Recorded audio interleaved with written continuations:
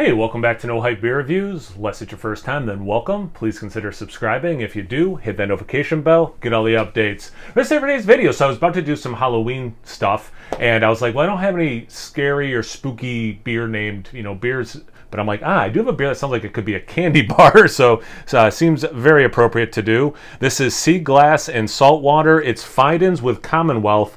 I don't know if I've had anything from Commonwealth, so I'm excited to try something that they were a part of. It's an Imperial Stout, and it's 12% ABV, and it has hazelnut, vanilla bean, coffee, cacao nibs, and coconut. So all the adjuncts. Super excited to get into this one. Proper glassware, so it's going to taste better. Well, it pours motor oil. Yeah, that's that is super dark, and I don't think this one does. No, it does. Super dark and super thick. Yeah, I mean, look at that. It's black. I mean, barely any brown in there. It's just, I don't know, it's that thick and black. You get some nice legs, not a lot of head, not a lot of lacing, which isn't super surprising given all these adjuncts and the high ABV. But yeah, definitely some nice legs sticking around. Let's get into the aroma. I get a nice mix of the coffee. Like there's a lot of sweetness, like things that you're perceiving to be sweet tasting things. The coffee's helping cut through that. Good amount of the coconut, but it's more like toasted coconut, like incorporated in something. Like it's not dominating, and it's not like it doesn't smell like coconut water or even coconut milk. It really is like toasted coconut flakes specifically. The amount of chocolate, at least I'm getting on the aroma, I think it doesn't seem like it has the cacao nibs. It's not like that much higher than I think you could get with just malt. I don't specifically, because I was wondering if this was going to kind of be like Nutella smelling, I get a nuttiness. For me, on the aroma, I don't get specific hazelnut, though.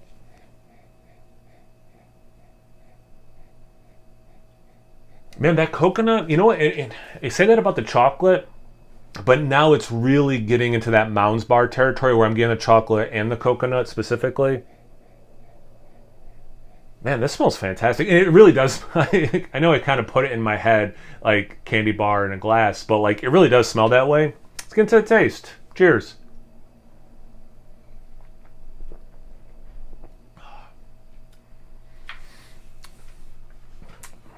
The viscosity on this, phenomenal.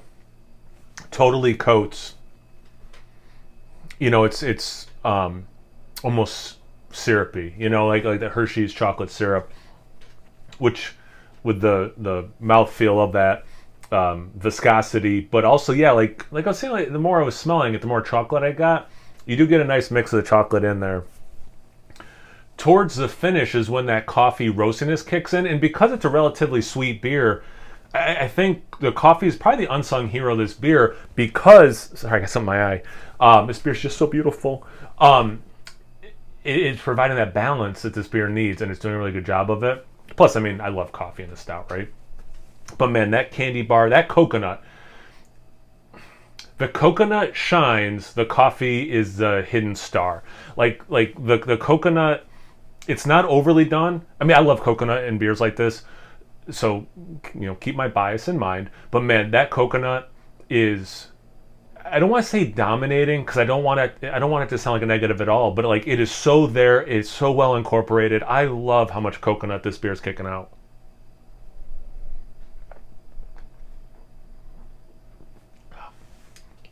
Almost get a little caramel in there, which is interesting. Like the aroma, if I was doing this beer blind, I wouldn't specifically say hazelnut. And not that I've had hazelnuts lately or anything like Nutella lately. But yeah, just kind of like a nuttiness, just an extra little layer of nuttiness. And again, it's candy bar in a glass. It's pastry, but that coffee kind of keeps it from becoming something. I mean, and I love sweet things, right? As I'm fond of saying, I don't have a sweet tooth. I'm all sweet teeth. You know, that's all I have in my head are sweet teeth. But I think that coffee is helping it, and maybe some of the roast in the base beer. I don't know. And maybe even some of the alcohol, which I don't taste at all, which is weird at 12%. I don't get any alcohol. Maybe like the tiniest in the chest. But anyway, it's certainly not cloying, and I think, that's the point I'm trying to get at, is it's not cloyingly sweet, and I think those are the reasons why. This is hitting me just right. I mean, this is, I really like this beer.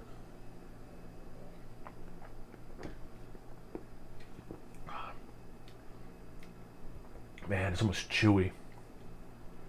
This viscosity is nuts. 12% reminds me of a mystery beer I did, and I guessed higher, and it was like 10%. And like this beer is very similar, where because of how thick and syrupy it is, it makes me think this must be like a 15-16% alcohol beer. Like it must be just huge. In fact, it's 12%. Kind of blow my mind. Yeah, this is phenomenal.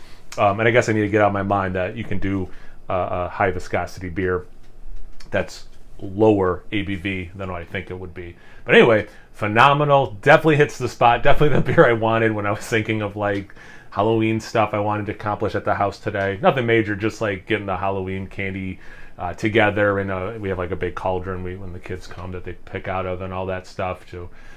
This will be nice to sip on and do some of that kind of stuff. So hope you're having a good beer. Have you had this beer before? Have you had a heavily adjunct stout lately you want to tell me about? Are you drinking a beer that has nothing to do with this you want to tell me about? Anything, everything, comment section below. Let's get a conversation going. Once you're done doing that, make sure you check me out on Instagram and Untapped. It's No Hype Beer Reviews at both those places. So please like, comment, subscribe, and most importantly, imbibe. Cheers, everyone.